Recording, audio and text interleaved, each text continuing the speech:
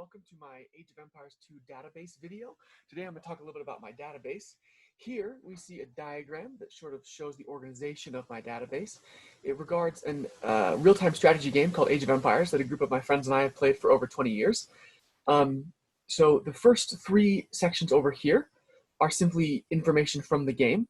So this will help us to be able to keep track of the information and some of the game mechanics. Here in the Players tab, we'll be able to keep track of the people who are playing and information about them, and then all of this information is pulled from various different sections to be a part of this Match tab.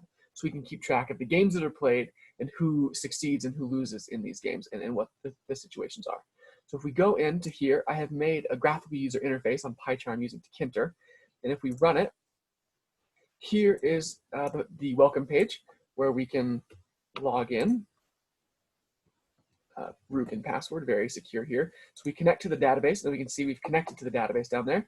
So we can enter in. So each of these tabs, if I click on them, is going to run a MySQL query to pull up some of the information in that tab.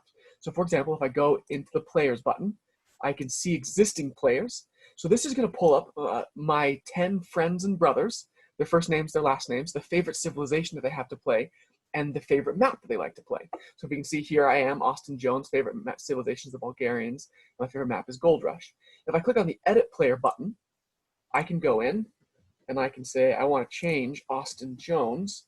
I want his new favorite civilization to be the Mongols.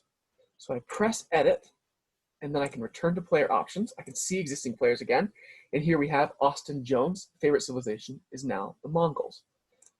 If I find a new friend who wants to play with us, I can add a player.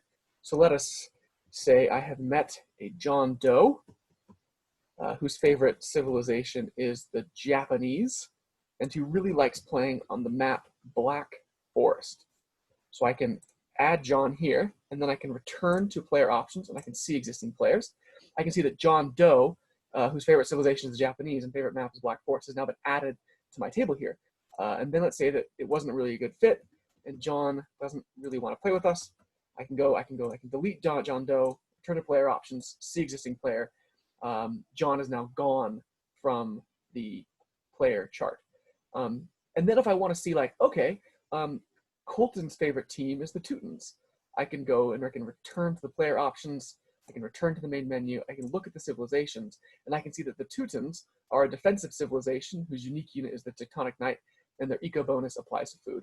So we can use all of these different charts. We can add and update the player information and the match information, and then we can come and we can use this as a reference to, because there's a lot of civilizations, as you can see, and they all have different specialties and unique units and different types of eco bonuses. So this will help us keep all of that information straight.